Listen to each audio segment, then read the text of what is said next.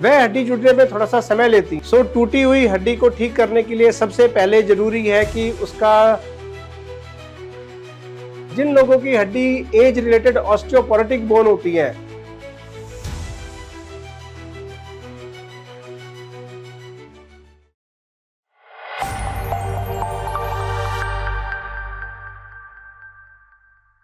दोस्तों आज हम जानेंगे कि टूटी हड्डी को जल्दी ठीक करने के लिए हमें क्या करना चाहिए।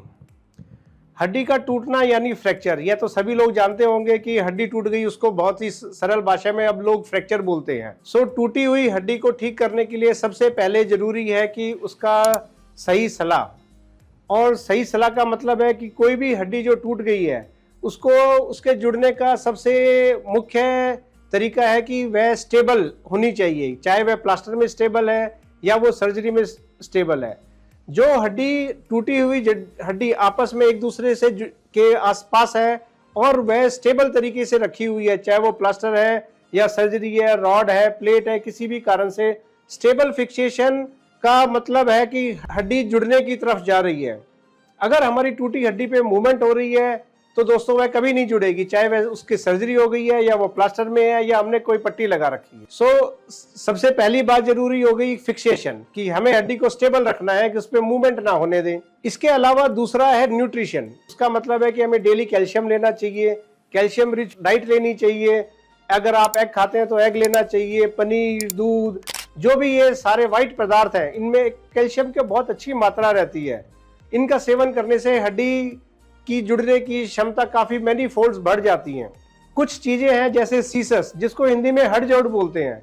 अगर आपको फ्रैक्चर हो गया है तो सीसस का सेवन जरूर करें। ये मार्केट में अब टैबलेट की फॉर्म में भी मिलता है और आपको, आपके घर में बड़े बुजुर्ग हैं उन सबको पता ही होगा कि हड़जोड़ क्या होता है। हड़जोड़ का हड्डी के जुड़ने में एक बहुत अच्छा रोल है। वह कैलस, जो नई हड्डी बनती है, उसकी फॉर्मेशन को काफी हद तक बढ़ा देता है। डाइट के बाद, इसके बाद आता है हमें सिस्टमिक डिजीज। अगर हमें कोई एसोसिएटेड सिस्टमिक डिजीज है, जैसे डायबिटीज हो गया या थायराइड हो गया, तो यह डिजीज हमें कंट्रोल करके रखना चाहिए। जितनी हमारी सिस्टमिक डिजीज, जो भी हमें एसोसिएटेड डिजीज है, वह कंट्रोल में रहेगी तो हमारी हड्डी के अंदर अच्छी स्ट्रेंथ रहेगी और उसके जुड़ने की क्षमताएं बढ़ जाएगी। इन्फेक्शन, कोई भी हड्डी टूटने के बाद हमें उसका बड़ा ध्यान रखना है कि उसके आजू बाजू हमारे स्किन में कोई इन्फेक्शन ना हो।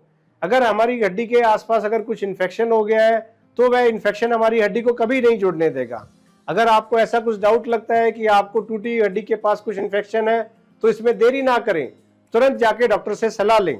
इसके अलावा एज रिलेटेड कुछ हड्डी के जुड़ने के और ना जुड़ने के कुछ मुख्य कारण रहते हैं। जिन लोगों की हड्डी एज रिलेटेड ऑस्टियोपोरोटिक बोन होती है, जो हड्डी भुरभुरी हो गई है, सॉफ्ट हो गई है, वह हड्डी जुड़ने में थोड़ा सा समय लेती हैं। उसके लिए कुछ ड्रग्स बने हैं, तो वह कौन से ड्रग है, वो आपके लिए कितने लाभदायक हैं, ये अपने डॉक्टर से आप सलाह कर सकते हैं।